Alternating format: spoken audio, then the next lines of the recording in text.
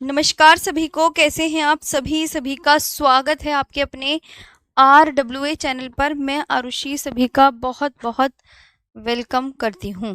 तो जल्दी से आ जाएगा और आज का सेशन स्टार्ट करते हैं।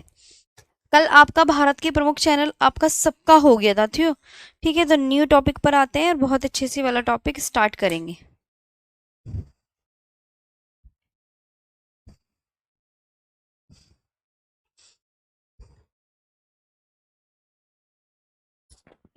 जी जी, ठीक है, आ गए सभी। भारत का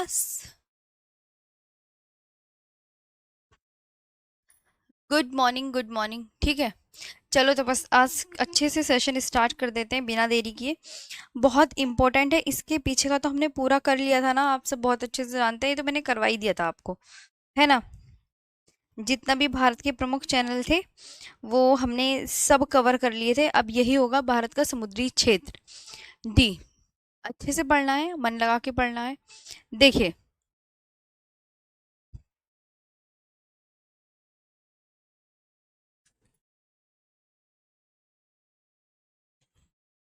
हम्म,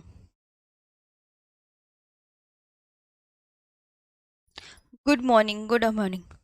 भारत का समुद्री क्षेत्र, समुद्र के कानून पर संयुक्त राष्ट्र सम्मेलन। ध्यान रखेंगे कि ये वाला टॉपिक पता है क्या कहता है। और आज आपके ना, रुको, आज आपके मैं क्वेश्चन भी, ओ, चलो क्वेश्चन के आंसर मैं खुद ही टिक कर दूंगी, है ना। भारत का समुद्री क्षेत्र, ये ध्यान देंगे, भारत का समुद्री क्षेत्र, ये क्या होता है? संयुक्त समुद्र के कानून पर संयुक्त राष्ट्र सम्मेलन, यहाँ ध्यान देंगे। United nation convention on the law of sea. आधार रेखा, पहले तो आधार रेखा होती क्या है ये जानो। आधार रेखा क्या होती है? आप बोलोगे देखिए मैम, ये येलो कलर की जो लाइन बनी है ये है मुख्य भूमि। ये येलो कलर की जो लाइन बनी है ये है मुख्य भूमि। ये क्या है? मुख्य भूमि है ना। ये क्या है? ध्यान देंगे, येलो कलर की जो लाइन, मैं आपसे पूछूं आप मुझे बताना, जो येलो कलर की लाइन बनी हुई है ये क्या है? तो आप क्या बोलोगे? मैम ये मुख्य भूमि है। ये क्या है? मुख्य भूमि। लेकिन जो इसके आसपास, जी जी, तो यहाँ ध्यान देंगे। और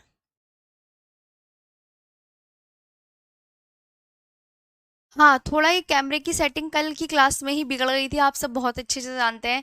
तो इसे ना अभी मैं सही करवाऊंगी। अभी ना कॉल रिसीव नहीं कर रहे हैं। जैसे ही आपकी क्लास ऑफ होगी उसके बाद ये कैमरे की सेटिंग करवानी है मेरे को। अभी पढ़ लो आज तो फिलहाल हमें काम चलाना ही पड़ेगा, कल कर लेंगे। जी जी जी जी, ये पहले से ही। हाँ, देखो यहाँ पे ध्यान दो, मैं आपसे क्वेश्चन पूछूंगी, आप आंसर करोगे ना, तब आपको पता चल जाएगा। इसमें ये कहा, इस पूरे बोर्ड में कौन सी मुख्य भूमि है, कौन सी मुख्य भूमि है। तो आपने याद करना है बहुत अच्छे से कि जो येलो कलर की है, ये येलो कलर की है, ये मुख्य भूमि है। ये क्या है? येलो कलर वाली मुख्य भूमि। येलो कलर वाली क्या है?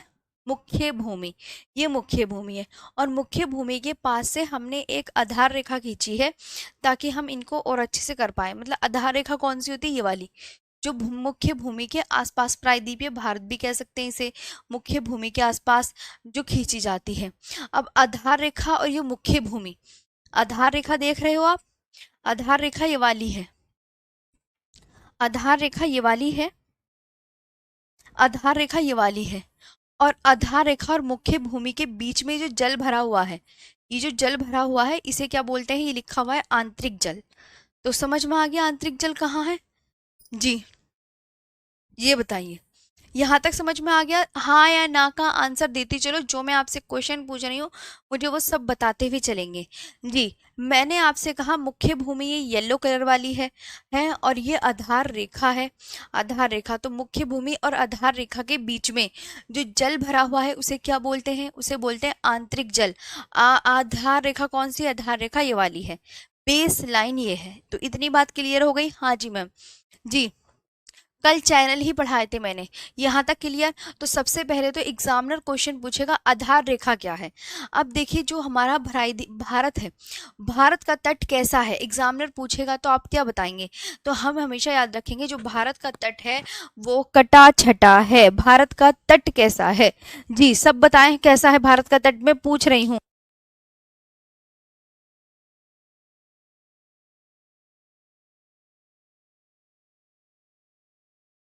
भारत का तट कैसा है जल्दी से बताइए, सभी साथी ध्यान देंगे। भारत का तट कैसा है? तो आप क्या बोलोगे? कटा छटा है। हमेशा कोई भी बच्चा पूछे तो आपको बहुत अच्छे से याद रखना है, भारत का तट कैसा है? कटा छटा है। जी कैसा है?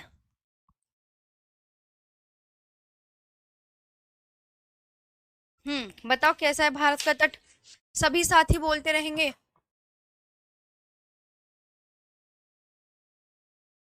ऐसे याद नहीं होने की ना चीजें, पहली बात ध्यान रखना, जो जो मैं बोल रही हूँ ना वो उसी से समझना है। भारत का तट कैसा है? तो आप क्या बोलोगे? मैम भारत का तट कटा छटा है। भारत का तट कैसा है? तो भारत का तट कटा छटा है ना।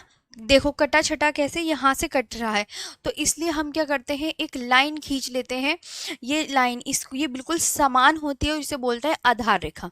समझ में आया? तो देखो टेढ़े मेढ़े तट, क्योंकि भारत का तट की टेढ़ा मेढ़ा है, कटा छटा है, तो टेढ़े मेढ़े तट को मिलाने वाली सीधी रेखा को आधार रेखा बोलते हैं। क्योंकि आपको पता है देखो यहाँ से ये टेढ़ा मेढ़ा ही तो है, ये सीधा थोड़ी है। देखो ये ऐसे ऐसे गुज गुज गुज गुज गुज गुज गुज हो रहा है ना। तो ये कटा छटा टेढ़ा मेढ़ा इसके लिए शब्द यूज हो रहे हैं। तो इसलिए हम क्या करते हैं कि टेढ़े मेढ़े तट को मिलाने वाली सीधी रेखा आधार रेखा का मतलब an imaginary line joining the cooked share जी। आंतरिक जल क्या होता है? Internal water. तो इंटरनल वाटर स्थलीय भाग कौन सा है? ये येलो कलर वाला स्थलीय भाग एवं आधार रेखा कौन सी है? आधार रेखा ये वाली है। स्थलीय भाग ये वाला है दोस्तों, और ये कौन है? आधार रेखा। ये आधार रेखा है, ध्यान देंगे सभी, ये क्या है? आधार रेखा। ये लिखी हुई ना, ये आधार रेखा है। और ये क्या है? ये स्थलीय भाग है। तो आधार रेखा ये लिखा हुआ है ना, स्थलीय भाग एवं आधार रेखा के मध्य स्थित जो भी जल होता है उसको क्या कहते हैं? आंतरिक जल कहते हैं। तो ये क्या है? स्थलीय भाग। और ये क्या है? आधार रेखा। इन दोनों के बीच स्थित जल को क्या कहते हैं? आंतरिक जल कहा जाता है, क्योंकि इन दो रेखाओं के अंदर है, इसलिए क्या कहते हैं इसे? इसलिए इसे कहते हैं आंतरिक जल। इसलिए इसे क्या कहते हैं? आंतरिक जल कहते हैं। तो आंतरिक जल कहाँ है ये पता चल गया। एक एक बात बताते हुए चलेंगे जी, एक एक बात बताते हुए चलेंगे। आगे पढ़ते हैं नेक्स्ट पर। यहाँ तक की वाली स्लाइड क्लियर हो गई? एक बार और मैं रिपीट कर देती हूँ। मैंने कहा आज हम पढ़ रहे हैं कि भारत का समुद्र पर कितना अधिकार है। भारत का समुद्र पर कितना अधिकार है, कि भारत कितना एरिया कवर करता है समुद्र का, ये एग्जामिनर पूछता है। तो ये पहले समुद्र के कानून पर एक संयुक्त राष्ट्र सम्मेलन होता है। वो सन याद कर लेना, 1982 में होता है। आधार रेखा क्या कहते हैं? कटा छटा मतलब कि बहुत टेढ़ा मेढ़ा है। हाँ जी। तो टेढ़े मेढ़े तट को मिलाने वाली सीधी रेखा आधार रेखा ये। आंतरिक जल स्थलीय भाग एवं आधार रेखा के मध्य स्थित सागरीय जल। जी आगे आते हैं नेक्स्ट पर। ठीक, 1 नॉटिकल मील कितना होता है? ये वेरी इंपॉर्टेंट क्वेश्चन एग्जाम में पूछा जाता है। 1 नॉटिकल मील कितना होता है ये बताइए सभी। तो आप क्या बोलोगे? मैम 1 नॉटिकल मील 1.852 किलोमीटर होता है। 1 नॉटिकल मील कितना होता है? बोलो मेरे साथ। 1.852 किलोमीटर होता है।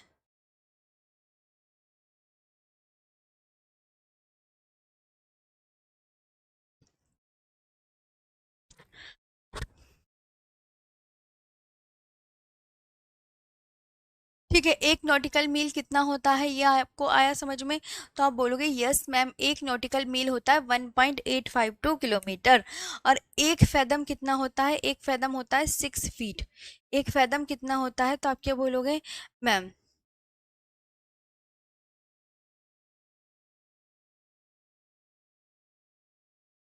1 फैदम 6 फीट होता है। और समुद्र की गहराई हम किस में मापते हैं? तो समुद्र की गहराई हम फैदम में मापते हैं। समुद्र की गहराई हम किस में मापते हैं? फैदम में मापते हैं। अब ये है हमारा क्या है? ये हमारा प्रायद्वीपीय भारत है। यहाँ ध्यान देंगे सभी साथी, ये क्या है हमारा? प्रायद्वीपीय भारत। प्रायद्वीपीय भारत है, ये आप बहुत अच्छे से ध्यान देंगे कि मैम ये प्रायद्वीपीय भारत है। और आपको ये ध्यान रखना है, ये इस प्रायद्वीपीय भारत के पड़ोस में ये वाली कौन सी रेखा है? ये आधार रेखा। कौन सी रेखा है ये वाली? तो आप बोलोगे मैम ये आधार रेखा है। अब आधार रेखा से 3 लाइन और खींच दी मैंने आगे, 1 2 3। कितनी आधार रेखा से मैंने कितनी लाइन खींची हुई है? तो आप बोलोगे यस मैम, एक ये वाली लाइन खींच दी, एक आपने ये वाली खींच दी, आपने बोला मैम 3 खींची हुई है, तो हम तो 3 ही खींचेंगे, एक ये खींच दी आधार रेखा से। तो ये आधार रेखा हो गई, 1 2 3, 3 लाइनें आगे और खींचनी है। अब इन लाइनों के नाम भी हैं, इन लाइनों के नाम कैसे हैं ये ध्यान रखेंगे। अच्छा, पहली वाली लाइन का नाम क्या है बताओ मुझे? तो पहली वाली लाइन का नाम आप बोलोगे मैम आधार रेखा। दूसरी वाली लाइन का नाम क्या है? तो दूसरी वाली लाइन को इस तरीके से याद रखेंगे कि आधार रेखा कौन सी है, तो समझ में, ये आधार रेखा। तो आधार रेखा से ये 12 नॉटिकल मील, इतना जो हिस्सा है, इतना जो बीच का एरिया है, ये 12 नॉटिकल मील है। तो ये क्या है? 12 नॉटिकल। देखो इतना हिस्सा कितना नॉटिकल मील है, ये लिखा हुआ कि इतना हिस्सा ये जो है ये 12 नॉटिकल मील है। कितना नॉटिकल मील? कि यहाँ से यहाँ तक 12 नॉटिकल मील। तो आधार रेखा से 12 नॉटिकल मील तक के क्षेत्र को क्या कहते हैं? ये दोस्तों, ये ग्रीन रंग की कौन सी रेखा है, नाम पढ़ो। ग्रीन रंग की आधार रेखा है जी। ग्रीन रंग की कौन सी रेखा है? आधार रेखा। और आधार रेखा से पिंक कलर के जो बीच का क्षेत्र आ रहा है, ये इस इतने एरिया को क्या बोलते हैं? 12 नॉटिकल मील बोलते हैं। तो आधार रेखा से 12 नॉटिकल मील तक के क्षेत्र को क्या कहा जाता है? एग्जामिनर पूछता है तो आप क्या बोलोगे? प्रादेशिक जल सीमा कहते हैं। क्या कहते हैं ये बताओ? मैं आपसे क्वेश्चन कर रही हूँ, एग्जाम पूछेगा जी। जी बताओ, यहाँ तक क्लियर है आप सभी दोस्तों को?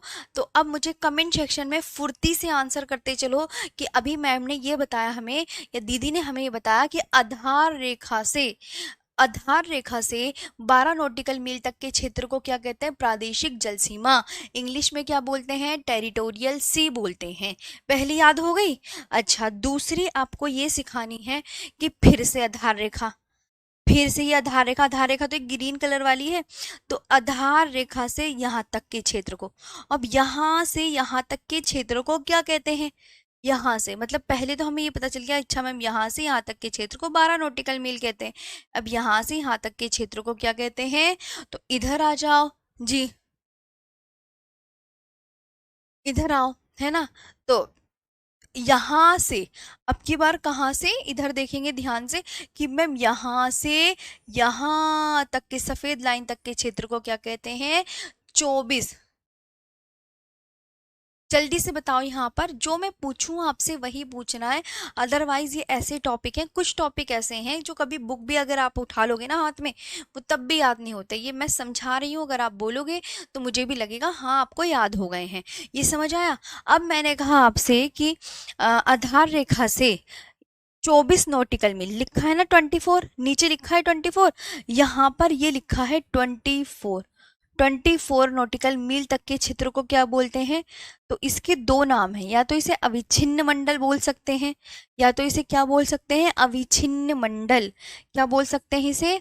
अविच्छिन्न मंडल बोल सकते हैं, या इसे बोलते हैं संलग्न क्षेत्र। संलग्न क्षेत्र। और इंग्लिश में क्या कहते हैं इसे? कंटिगुअस जोन कहा जा रहा है। इंग्लिश में इसे क्या कहा जा रहा है? Contiguous zone. कहाँ से कहाँ तक के क्षेत्र को? यहाँ से यहाँ तक के क्षेत्र को कहा जा रहा है। तो अब पता चल गया, ये याद करने हैं। फिर आधार रेखा से, आधार रेखा तो यही है आपकी, आधार रेखा यही है, फिर 3 लाइनें और आपको। तो आधार रेखा से अब यहाँ तक के क्षेत्र को क्या बोलते हैं? तो आधार रेखा से ये 12 नॉटिकल मील था, ये याद रखोगे, है ना। ये आपका 200 नॉटिकल मील वाला एरिया हो गया। अब ये 200 नहीं, ये 24 नॉटिकल मील वाला एरिया हो गया ये वाला। अब ये वाला यहाँ से पूरा यहाँ तक ये हो गया 200 नॉटिकल मील। तो आधार रेखा तो ये है, तो एग्जामिनर पूछेगा आधार रेखा से 200 नॉटिकल मील तक के क्षेत्र को क्या कहते हैं। तो आधार रेखा से, ये आधार रेखा, ये वाइट वाइट लाइन, आधार रेखा से 200 नॉटिकल मील तक के क्षेत्र को क्या लिखा हुआ है, अनन्य आर्थिक क्षेत्र कहते हैं, एक्सक्लूसिव इकोनॉमिक जोन कहते हैं। और आगे जो है वो सभी राष्ट्रों का समान अधिकार है, आगे सभी राष्ट्रों का समान अधिकार है। समझ आया जी।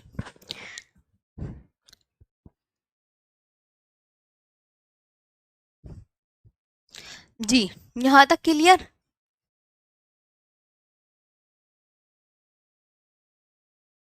यहाँ तक क्लियर। अब यहाँ पे आपको याद हो गया है मैंने क्या सिखाया, मैं तुम्हें दोबारा समझाऊं, क्या आपको ये चीज़ें क्लियर हो गई हैं? अगर आपको ये चीज़ें क्लियर हो गई हैं तो मैं इसे दोबारा से एक बार और समझा सकती हूँ। मैं आपसे एग्जामिनर क्या क्वेश्चन पूछेगा, एग्जामिनर ये क्वेश्चन पूछेगा कि आधार रेखा से, एग्जामिनर इस तरीके से क्वेश्चन पूछेगा कि आधार रेखा से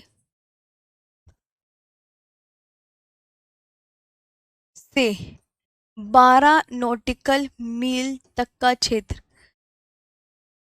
क्या है। फिर आधार रेखा से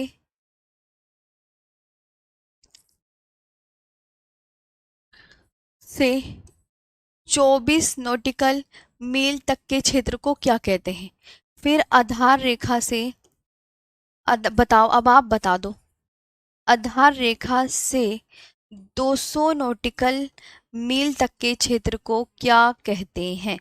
अब बताइए क्या कहते हैं, सभी आंसर बताओ मैम। ठीक है, सबको अच्छे से याद हो गया। हाँ जी मैम, अब हम समझ में आ गए। आधार रेखा से अगर कोई हमसे पूछे ना 12 नॉटिकल मील, तो प्रादेशिक, यहाँ लिखा हुआ है, क्या कह बोलते हैं, प्रादेशिक जल सीमा बोलते हैं। क्या क्वेश्चन बनेगा, प्रादेशिक जल सीमा बोलते हैं, प्रादेशिक जल सीमा इंग्लिश में बोलते हैं टेरिटोरियल सी। आगे आधार रेखा से 24 नॉटिकल मील तक के क्षेत्र को क्या बोला जाता है। तो आधार रेखा ये रही, 24 नॉटिकल मील ये रहा। तो अविच्छिन्न मंडल,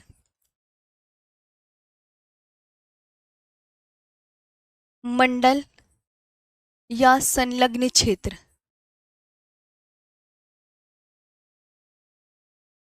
ठीक है, हो गया। और आधार रेखा से 200 नॉटिकल मील तक का क्षेत्र अनन्य आर्थिक क्षेत्र, एक्सक्लूसिव इकोनॉमिक जोन, अनन्य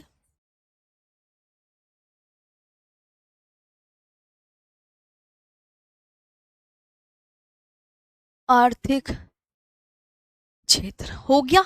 ये आप अच्छे से याद कर लोगे जी, बढ़िया याद हो गया है सबको। 24 नॉटिकल मील, आपको सिर्फ आपके इनके नाम याद रखने हैं कि आधार रेखा से 24 नॉटिकल मील तक के क्षेत्र को क्या बोलते हैं, अविच्छिन्न मंडल या संलग्न क्षेत्र, इंग्लिश में कंटिगुअस जोन कहते हैं। ये तीनों वेरी इंपॉर्टेंट है। तो आई होप अब आपको बहुत अच्छे से याद हो गया होगा, है ना। अब तो कोई दिक्कत नहीं है ना याद करने में।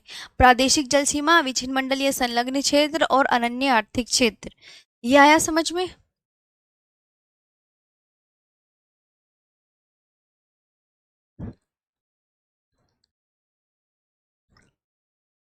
जी,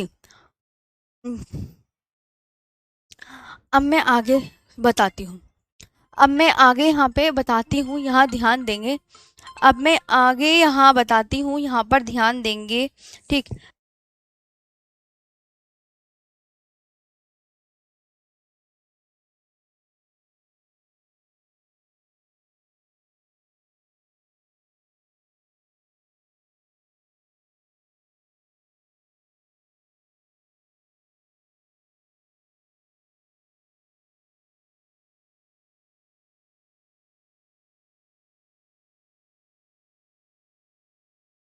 आगे बढ़ते हैं यहाँ पर। अच्छा,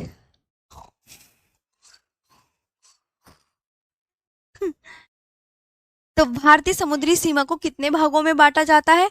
अब पता चलिए ना, भारतीय समुद्री सीमा को कितने भागों में बांटा जाता है? आप बोलोगे यस मैम, अब तो मैं समझ में आ गया। जी, तो भारतीय समुद्री सीमा को 3 भागों में बांटा जाता है। 3 कितने भागों में बांटा जाता है? 3। कौन कौन सी 3 भाग हो गए? अब ये नाम तो लिखवाए हैं मैंने कि मैम अभी तो आपने बताया 3 भागों में। एक तो आधार रेखा, एक आधार रेखा से 12 नॉटिकल मील तक का क्षेत्र, एक आधार रेखा से 24 नॉटिकल मील तक का क्षेत्र, और एक आधार रेखा से 200 नॉटिकल मील तक का क्षेत्र। तो भारत की समुद्री सीमा को कितने भागों में बांट के पढ़ते हैं? 2 में, 3 में, 4 में या 5 में? आप किस पर कट करके आओगे, टिक करके आओगे? तो आप बोलोगे मैम हम तो टिक करके आएंगे कि आधार 3 भागों में बांटकर पढ़ते हैं। तो अब 3 भागों में बांट के पढ़ रहे हैं। सबसे पहले तो प्रादेशिक जल सीमा, प्रादेशिक जल सीमा, प्रादेशिक जल सीमा। जो प्रादेशिक जल सीमा है ये आपको बहुत अच्छे से याद रखना है। ये आधार रेखा से कितने नॉटिकल मील तक का क्षेत्र है, ये एग्जामिनर पूछेगा। तो ये आधार रेखा से 12 नॉटिकल मील तक का क्षेत्र, याद हो गया ना जी? हाँ, 12 नॉटिकल याद करना है क्लास में। इसकी टेंशन मत लो, कोर्स कब कंप्लीट होगा, कोर्स की जिम्मेदारी मेरी, मैं 7-8 साल से पढ़ा रही हूँ। मैं अपना आप आपको 2-3 महीने, 2-2.5 महीने में कोर्स कंप्लीट हो जाएगा, टेंशन मत लो। अभी पढ़ो, पूरा अगस्त आप अपना आराम से क्लास लो, पूरी अगस्त क्लास चलेगी। सितंबर में देखेंगे कहीं कि क्लास ऑफ करनी है, मतलब सिलेबस सितंबर तक हो जाएगा। हाँ, सितंबर के मिड में ही हो जाएगा। तो यह आधार रेखा से 12 नॉटिकल मील तक का क्षेत्र है, ये आपको याद रखना है। इसके बाद आपको ये याद रखना है कि जो है भारत को इस क्षेत्र में सभी प्रकार के संसाधनों के दोहन का पूर्ण अधिकार है। मतलब भारत को इस क्षेत्र में सभी प्रकार के संसाधन, संसाधन वो कुछ भी हो सकते हैं, संसाधन वो संसाधन कुछ भी हो सकते हैं जी।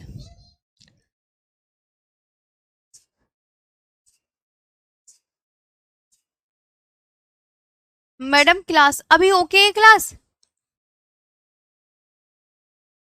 मैं तो यहीं खड़ी हूँ, ओके। और एक और बात, मेरी ना एक एनटीपीसी की मैराथन आ रही है, फिर से एक और मैराथन। मेरी मैराथन रहेगी 31 तारीख को रहेगी। तो आप उसमें भी आपको ज्योग्राफी के नए नए क्वेश्चन मिलेंगे। अगर आप वो सेशन लेना चाहते हैं तो मेरी शाम को 4 बजे वो क्लास होने वाली है 31 तारीख को। तो आप ज़रूर आप आइए और बहुत अच्छे से उस सेशन में जुड़िएगा जी। ओके है ना सब कुछ? एक बार आपकी पट मैम, ये हम समुद्र पे हमारा कितना अधिकार है? वर्कशीट तो भैया आज ही मिल जाएगी आपको, पहले पढ़ तो लो चैप्टर। तो हाँ, कल को आपका एक न्यू चैप्टर होगा जी। उसकी टेंशन मत लो, कोर्स वोर्स की, तुम बस पढ़ने पे ध्यान दो। समुद्री सीमा यूमा किसी से याद नहीं होती, मैं बता रही हूँ पहले। हाँ, तो 31 तारीख यानी कि परसों को मेरी शाम 4 बजे एक और ज्योग्राफी की मैराथन आ रही है यूट्यूब पर। तो आप उस सेशन में जुड़ जाइएगा, क्या पता आपका बहुत अच्छे से क्लास हो जाए, आपको बहुत अच्छा लगेगा, है ना? तो भारत को इस क्षेत्र में सभी प्रकार के संसाधनों के दोहन का पूर्ण अधिकार है। चाहे कोई मछली मिल रही हो, चाहे कोई तेल मिल रहा हो, चाहे कोई खनिज तेल मिल रहा हो, तो मतलब कि हम इसमें से जो भी कुछ मिले वो हमारा ही होगा, भारत का। कितने से कितने तक के क्षेत्र में? आधार रेखा से 12 नॉटिकल मील तक के क्षेत्र में। आगे बढ़ते हैं नेक्स्ट। अब अविच्छिन्न मंडल या संलग्न क्षेत्र कहाँ से कहाँ तक का क्षेत्र है? तो आप क्या बोलोगे? आधार रेखा से 24 नॉटिकल मील तक के क्षेत्र को क्या कहा जाता है? अविच्छिन्न मंडल या संलग्न क्षेत्र कहा जाता है। इस पे सीमा शुल्क, अगर मान लो कहीं के मछुआरे हैं, कहीं के मछुआरे हैं, जैसे कि पाकिस्तान के मछुआरे पकड़ते पकड़ते हमारे एरिया में आ जाते हैं, तो उन पर सीमा शुल्क लगेगा कि आपने भैया 24 नॉटिकल मील में एंट्री कैसे कर दी, आपको तो आपकी सीमा बाहर बाहर है, आप जाओ, और इस पर शुल्क लग जाएगा। मतलब ये ध्यान रखना है। और साफ सफाई की जिम्मेदारी, वहाँ पे कोई भी गंदगी है 24 नॉटिकल मील तक के क्षेत्र में, तो वो सिर्फ भारत ही सफाई का जिम्मेदार होगा, वो ही सफाई करेगा जी, वो ही सफाई करेगा। ये भी आपको बढ़िया से याद करना है। और पर्यावरणीय, जितनी भी वहां पे पर्यावरणीय स्वच्छता का भी अधिकार है। ओके, यहाँ तक क्लियर हो गया? तो ये आपको बहुत अच्छे से याद रखना है। आई होप अब बिल्कुल क्लियर होगा। जी, यहाँ तक प्रिंस जी आपको क्लियर है? बताइए, सब कुछ समझ में आया? हाँ मैम, हमें तो पूरा प्रादेशिक सीमा याद हो गया है, शाबाश। किस किस को याद हुआ? एक बार प्यारी सी स्माइल कर दो, उससे मुझे पता चल जाएगा कि ज्यादातर याद हो गया है या नहीं हुआ। ठीक है, मैं याद कराना चाहती हूँ क्लास में। जी। हाँ, यहाँ तक क्लियर?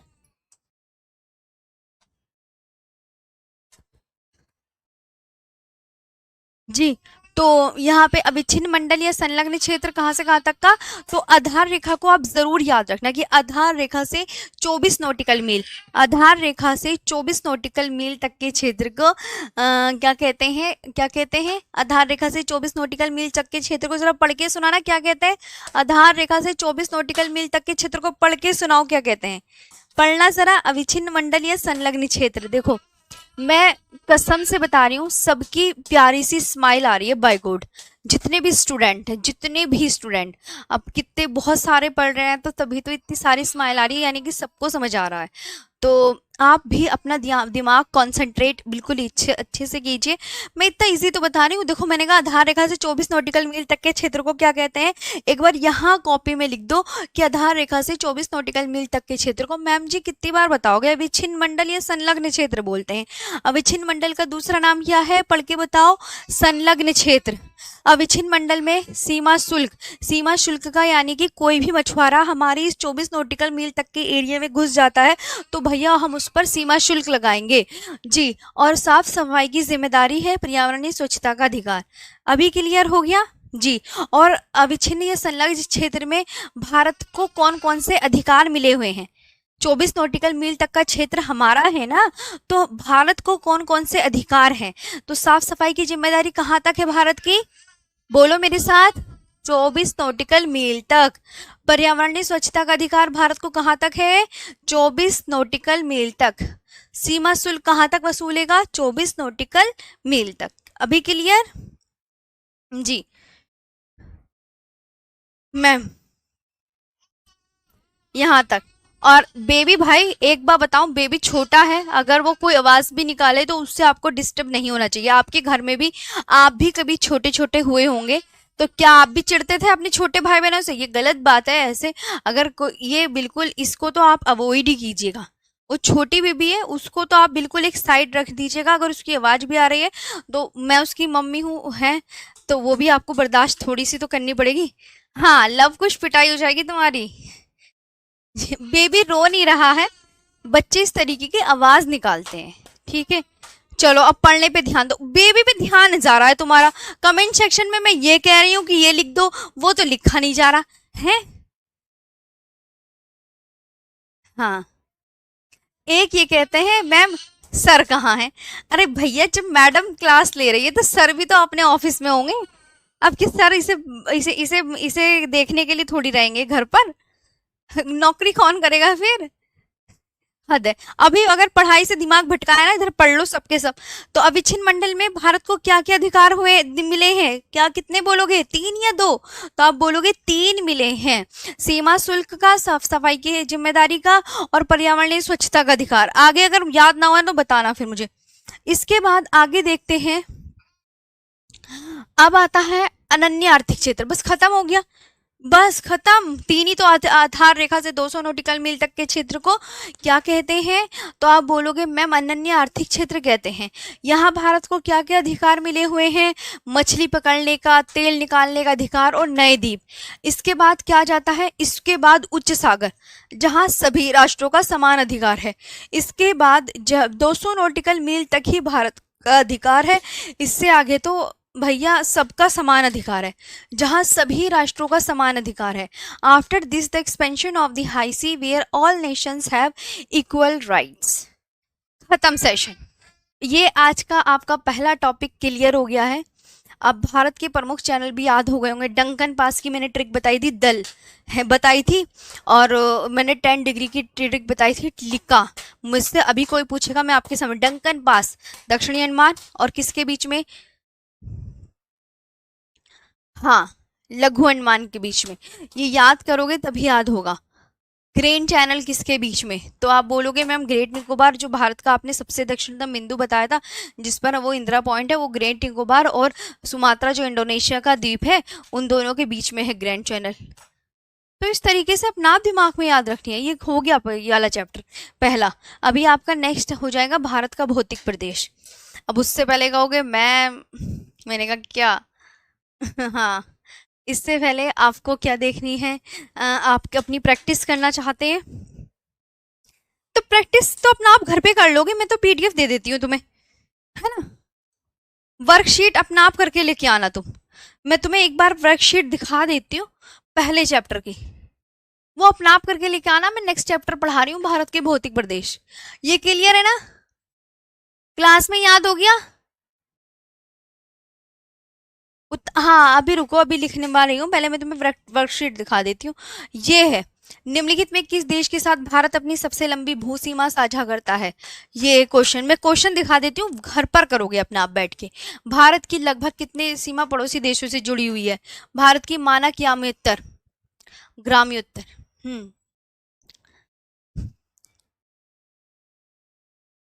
यामियोत्तर इनमें से किस स्थान से होकर गुजरती है? भारत दक्षिण एशिया का। ये इस तरीके से क्वेश्चन है आपकी पहली चैप्टर के। भारत का दक्षिणतम बिंदु, भारत देश के दक्षिणतम बिंदु, भारत पूरी तरह से किस गोलार्ध में, भारतीय मानक समय रेखा, भारतीय मानक समय सटीक ढंग से क्या दर्शाता है, एकमात्र भारतीय राज्य कौन सा है जिसकी सीमा सिक्किम से जुड़ी है, रेड क्लिफ रेखा किन के बीच में है, भारत और पाकिस्तान के बीच में कौन सी रेखा है ये बता दीजिए, है ना। काठियावाड़ प्रायद्वीप भारत की 7 बहनों के अंतर्गत शामिल नहीं है। निम्नलिखित में किस देश की भूमि सीमा भारत से जुड़ी नहीं है? महाराष्ट्र की सीमा। इस तरीके से क्वेश्चन है, आराम से देख लेना कितने क्वेश्चन है। ये भी दिखा देते हैं आपको, मैंने देखो प्रॉमिस कर रखा है, मैं अपनी तरफ से पूरे प्रॉमिस आपके कंप्लीट करूंगी। आकार के मामले में भारत कितने बड़ा देश है सब जानते हैं। आकार के मामले में भारत 7वां बड़ा देश है, सबको पता है ना पहले चैप्टर से। जी नहीं, कोई टिक विक नहीं करने की। मैं 50 क्वेश्चन है आपके ही पहले चैप्टर के, अपने आप घर पे बैठ के आराम से करना। इतना काम तो अपना आप कर सकते हो, सारे क्वेश्चन बन जाएंगे अगर दिमाग से पढ़ोगे तो। ठीक है। भारत की किस भारतीय राज्य की सीमाएं नेपाल की सीमा के साथ नहीं लगती?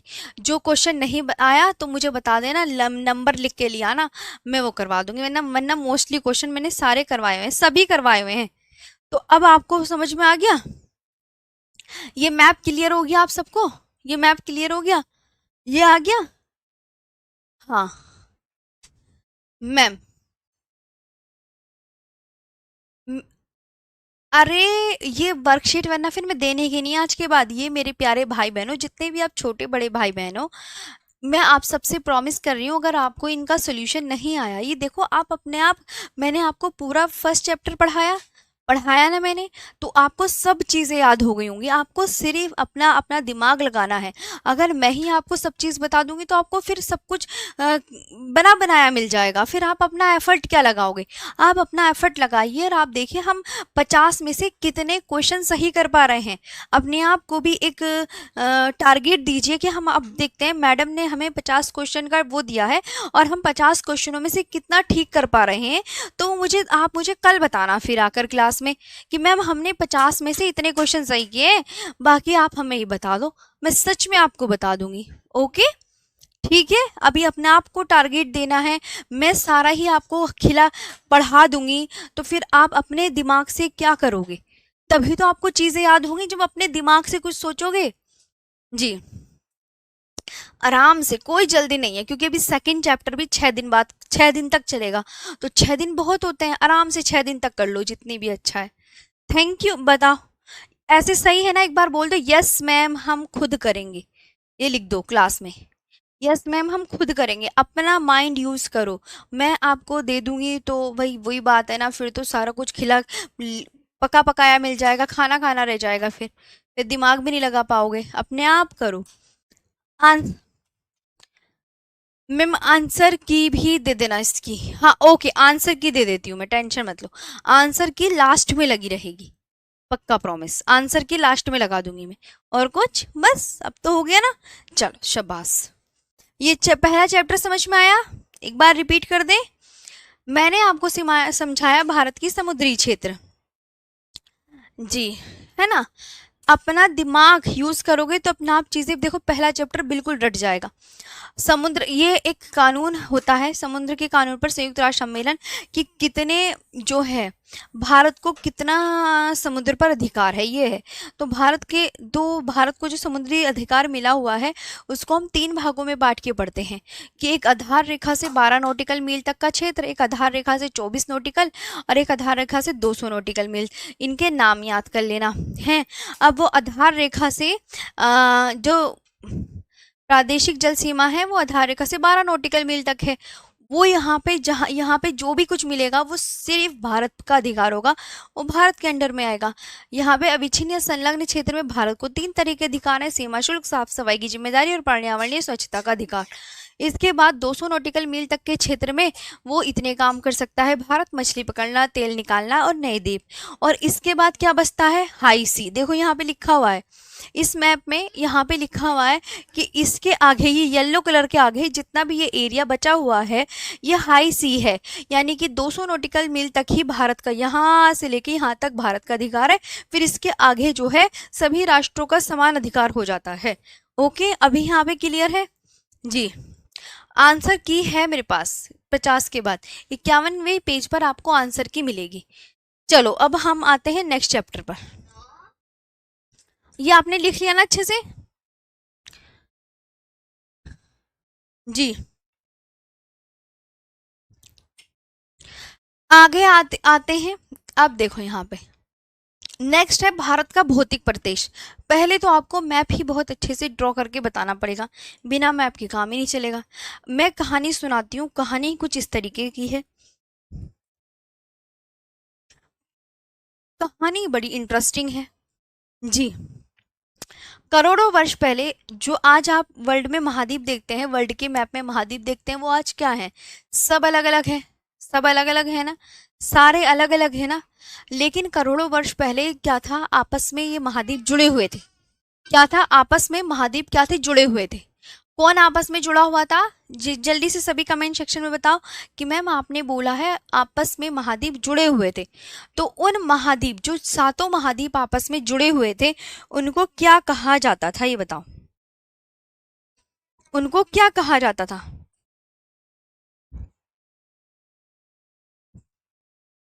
बताओ क्या कहा जाता था? तो आप बोलोगे देखिए मैम, आपने देखो कैसे जुड़ा हुआ, नॉर्थ अमेरिका ये दिख रहा, यूरेशिया ये दिख रहा, पहले समझ लो। साउथ अमेरिका ये रहा, अफ्रीका ये रहा, इंडिया ये रहा, ऑस्ट्रेलिया ये रहा, अंटार्कटिका ये रहा।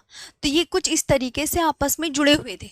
अब जुड़े हुए महाद्वीपों को क्या कहा जाता है ये बताइए, सब बताओ, सभी बताओ। एक तो आपस में जुड़े हुए महाद्वीपों को क्या कहा जाता था? तो आप बोलोगे मैम पेंजिया। आपस में जुड़े हुए, मोस्ट इंपॉर्टेंट क्वेश्चन, कि 7 महाद्वीप जो आपस में जुड़े हुए थे उनको क्या बोलते थे? पेंजिया। और पेंजिया के चारों ओर क्या था? समुद्र था। देखो समुद्र था, तो समुद्र को क्या बोला गया? पेंथालासा। समुद्र को क्या बोला गया? पेंथालासा बोला गया। समुद्र को क्या बोला गया? पेंथालासा। ये क्लियर हो गई? आपस में कौन जुड़ा हुआ था ये बताओ। आपस में, मैं सामने से हटती हूँ, अब मुझे आप बताओ आपस में एक दूसरे से कौन जुड़े हुए थे? तो आप क्या बोलोगे? मैम 7 महाद्वीप आपस में जुड़े हुए थे। तो जो आपस में 7 महाद्वीप जुड़े हुए थे तो उनको क्या कहा गया ये बताइए जी, बताओ, आराम से सुनना है।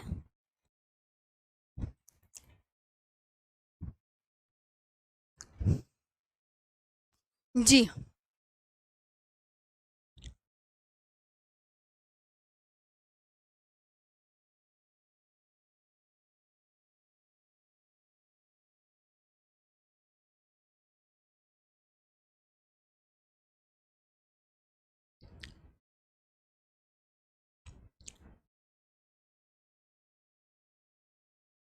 जी,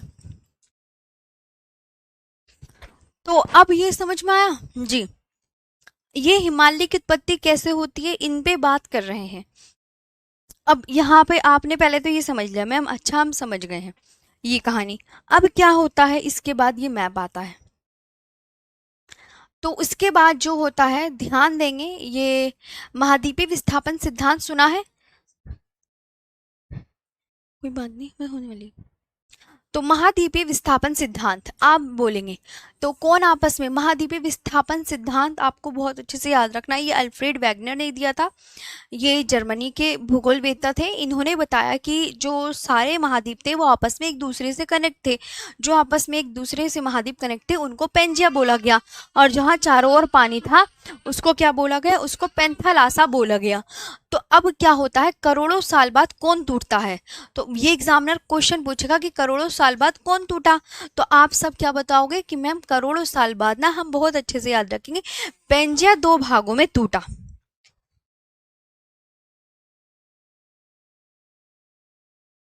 कौन दो भागों में टूटा, तो हमेशा याद रखना दो भागों में टूटा कौन, ये जो लिखा हुआ है पेंजिया। अब दो भागों में किस तरीके से टूटता है यहाँ पर ये देखना है, तो दो भागों में किस तरीके से टूटता है, तो आप बोलोगे मैम देखो इस तरीके से टूटता है, ये ऊपर का भाग ऐसे कट गया, आप देख लो आराम से, ऊपर का भाग देखो कैसे अलग हो गया, और नीचे का भाग ऐसे अलग हो गया। तो ऊपर का भाग जो है, जो ऊपर, यानी कि जब पेंजिया दो भागों में टूटा, कौन दो भागों में टूटा आपको पूछा जाएगा, आपसे पूछा जाएगा कि कौन दो भागों में टूटा, तो आप क्या बोलोगे मैम पेंजिया दो भागों में टूटा। तो ऊपर का भाग क्या कहलाया, ऊपर का भाग क्या कहलाया, नाम पढ़ो। ये जो ऊपर का भाग है इस तरीके से आप देख रहे हैं डब्लू की शेप में है, तो आप बोलोगे लोरेशिया या अंगारालैंड कहलाया। और नीचे का भाग क्या कहलाया, नीचे का भाग गोंडवानालैंड कहलाया। नीचे का भाग क्या कहलाया, गोंडवानालैंड। तो आराम से पहले दिमाग में इतनी बात ध्यान रखो। मैं एक और बार रिपीट करती हूँ ताकि आपको अच्छे से याद हो जाए, है ना। मैंने आपसे कहा कि सातों महाद्वीप जब आपस में जुड़े हुए थे, एक दूसरे से आपस में कनेक्ट थे, तो उनको क्या नाम दिया जाता था, बोलो मेरे साथ कमेंट सेक्शन में। तो आपस में जुड़े हुए महाद्वीपों को पेंजिया नाम दिया जाता था, और जो उसके चारों ओर सागर था उसको क्या बोला गया, जो उसके चारों ओर सागर था उसको पेंथालासा बोला गया। अब करोड़ों वर्ष बाद एक बात होती है कि पेंजिया का दो भागों में विभाजन होता है।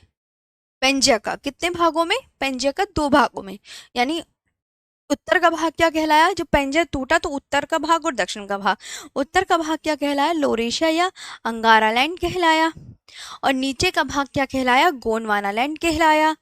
तो अब यहाँ पे आपको याद रखना है, और ये ना धीरे धीरे धीरे धीरे करोड़ों वर्ष की प्रक्रिया के बाद फिर भैया गोंडवानालैंड भी कई भागों में टूटता है, और अंगारालैंड भी कई भागों में टूटता है।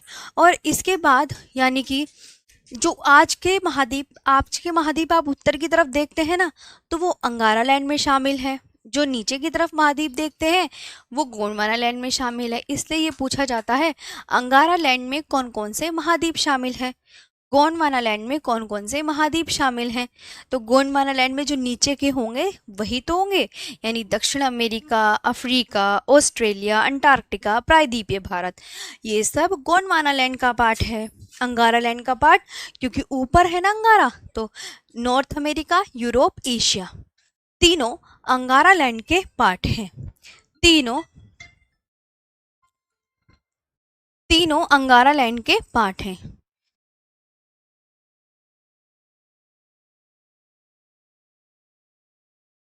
आगे आते हैं नेक्स्ट पर, यहां तक समझ में आया जी।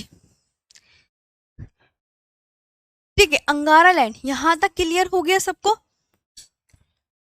सारा देखो लिखवाना, लिखवा तो मैं दूंगी, आज भी लिखवाना है, कल भी लिखवाना है, पहले दिमाग में कॉन्सेप्ट तो क्लियर कर लो। महाद्वीपीय विस्थापन सिद्धांत यही है। महाद्वीपीय विस्थापन सिद्धांत मैम, अरे मेरे जितेंद्र भाई, आप, मैं कह रही हूँ, मैं सबसे प्रॉमिस कर रही हूँ, आपका जो है कोर्स भी जल्दी कंप्लीट हो जाएगा, लेकिन आप कोर्स से ज़्यादा पहले याद करने पे फोकस कीजिए जी। हाँ जी यूज़र जी। चलो यहाँ तक हो गया, यहाँ कहानी समझ में आई। तो कहानी यही, भारत का भौतिक प्रदेश, फिजियोग्राफिक डिवीजन ऑफ इंडिया, ये देखेंगे तो आप बोलोगे हाँ जी मैम। देखो पेंथलासा, आपस में जुड़े हुए महाद्वीप को क्या कहा गया, पेंजिया कहा गया, और जो चारों ओर महासागर था उसको क्या बोला गया, पेंथालासा बोला गया। The continents connected to each other were called Pangaea and the ocean was called Panthalassa. Clear ji, बोलो यहाँ तक। Yes ma'am.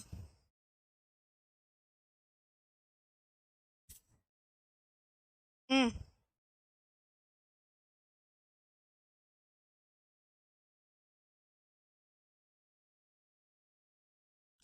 तो फिर मैंने आपको बोला, पेंजिया कितने भागों में टूटा? मैम ये टूटा क्यों? टूटा क्यों, हाँ ये भी बात सही बात पूछ रहे हैं कि टूटा क्यों। तो पृथ्वी के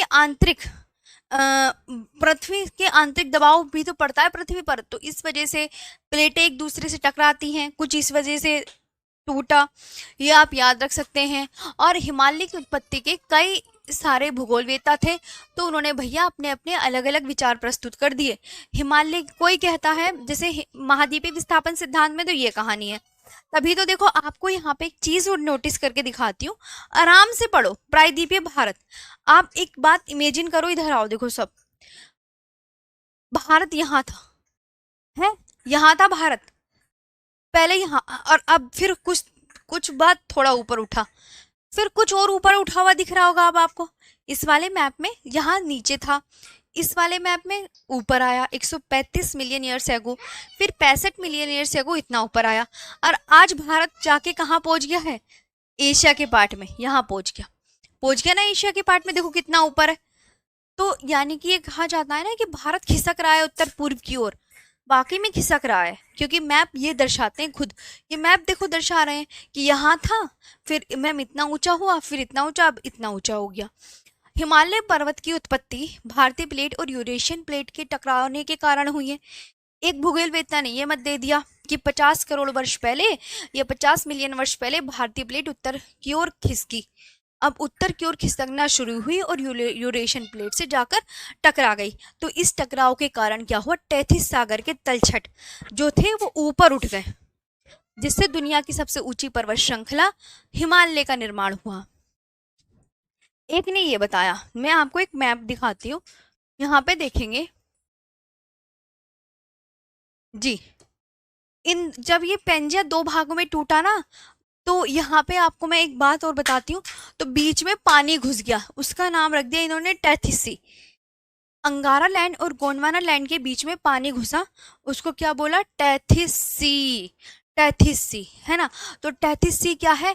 अंगारा लैंड और गोंडवाना लैंड दोनों के बीच टैथिस नाम का एक समुद्र था। अब इस टैथिस सागर अंगारा लैंड और गोंडवाना लैंड के बीच में था इस जगह। तो इस बीचों बीच ही क्या हुई है? यही बीचों बीच ही हिमालय की उत्पत्ति हुई है। यही इसके बीचों बीच क्या था? जब भैया ये दो भागों में टूटा तो बीच में पानी घुसा, तो इस पानी को नाम दे दिया टैथिस सागर। इस पानी को नाम दे दिया टैथिस सागर। तो बस यही कहानी है। अब मैं कल इसके बारे में लिखवा दूंगी। आज समझ में आया जी। और ये टकराना कोई एक एक दिन की बात नहीं है, ये टकराव जो होते हैं वो बहुत धीमी प्रक्रिया होती है और कई लाखों वर्षों में कंप्लीट होती है। ये आपको बहुत अच्छे से याद रखना है। आप बताओ, आज के लिए बस सेशन फिर यहीं पे रोके, यहीं याद कर लेना। महाद्वीपीय विस्थापन सिद्धांत वगैरह मैंने बता दिया, कल की क्लास में इसके बारे में मैं लिखवा दूंगी।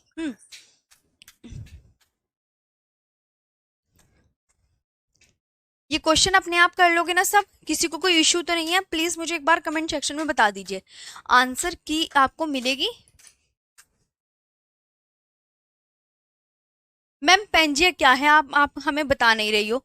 पेंजिया बताया तो है, जो सातों महाद्वीप आपस में जुड़े हुए थे, वो आपस में जुड़े हुए महाद्वीपों को पेंजिया कहा गया। चलो, भारत का समुद्री सीमा को कितने भागों में बांट के पढ़ते हैं? एक बार रिपीट कर लो मेरे साथ, भारत की समुद्री सीमा को 3 भागों में बांट के पढ़ते हैं जी। 3 भागों में, है ना। वो कौन कौन से? प्रादेशिक समुद्री सीमा, अविच्छिन्न मंडल या संलग्न क्षेत्र, और एक है आपकी कौन सा है? अनन्य आर्थिक क्षेत्र। और भारत के तीनों जगह कौन कौन से अधिकार है? साफ सफाई का अधिकार कहाँ तक है? 24 नॉटिकल मील तक। सीमा शुल्क वसूली 24 नॉटिकल मील तक। सभी संसाधनों के दोहन का अधिकार भारत को कहाँ तक है? सिर्फ 12 नॉटिकल मील तक जी। ये आपको इस तरीके से याद रखना है, हाँ इस तरीके से। और हिमालय, ये आपस में प्लेटें टकराती कैसे हैं? पृथ्वी के अंदर आंतरिक बलों के कारण, और आंतरिक बल और पृथ्वी के अंदर आपको पता है प्लेटें हैं, प्लेटें एक दूसरे से टकराती रहती हैं, कोई इधर प्लेट ऐसे टकराती है, कोई प्लेट इधर जा रही है, कोई प्लेट ऐसे ऐसे टकराती है, मतलब एक का मुंह इधर को, एक का मुंह इधर को, ऐसे टकराती हैं। तो इनसे भी जो है टकराने से भी हिमालय की उत्पत्ति, अलग अलग भूगोलवेत्ताओं ने अलग अलग विचार दिए। बाकी मैं कल की क्लास में आपको और अच्छे से लिखवा दूंगी, लिखवाने से चीज़ें और क्लियर हो जाएंगी। तो आई होप आज का सेशन आपको कैसा लगा। 2 टॉपिक हो गए हैं, मतलब भारत का समुद्री सीमा टॉपिक वाला ये एक ही टॉपिक में आपकी क्लास थी, ये आपका न्यू टॉपिक है भारत का समुद्री सीमा। ये भारत का जो भौतिक प्रदेश है ये आप बहुत अच्छे से याद रखेंगे। ये आपका चैप्टर 2 है, दूसरा चैप्टर है, दूसरा चैप्टर, सेकेंड चैप्टर स्टार्ट यहाँ है, सेकेंड चैप्टर। ओके, चलिए आज का आई होप सेशन आपको जबरदस्त लगा होगा। अपने आप कर लोगे ना वो क्वेश्चन, अपने आप कर लोगे ना? बस इसके मैं आंसर लगा के दे दूंगी, 50 वर्कशीट मिल जाएगी। प्यारी सी कमेंट्स करके बता दो कैसा लगा सेशन जी। याद करना है, कोर्स अच्छे से ही कंप्लीट हो जाएगा, इसकी टेंशन नहीं लेना, आपको सिर्फ क्लास में याद करने पे फोकस करना है जी, ये याद करना है। बढ़िया, जल्दी से बता दो सेशन सबको कैसे लगा। वर्कशीट कहाँ मिलेगा? इस पीडीएफ के नीचे ही मिलेगा। पहला चैप्टर खत्म तो उसी के नीचे तो मिलेगा। आज खत्म हो गया तो मैंने आज अपना प्रॉमिस निभा दिया। सेकंड चैप्टर जैसे ही खत्म होगा 4-5 दिनों के बाद सेकंड चैप्टर की पीडीएफ मिल जाएगी, सब कुछ आंसर विद आंसर की। ओके ठीक है, कौन टूटा कौन नहीं टूटा कल की क्लास में पूछूंगी अब मैं, तो याद करके आना। और हाँ, 31 तारीख को मेरी शाम 4 बजे मैराथन है, परसों को, यानी जरूर जुड़िएगा। Thank you.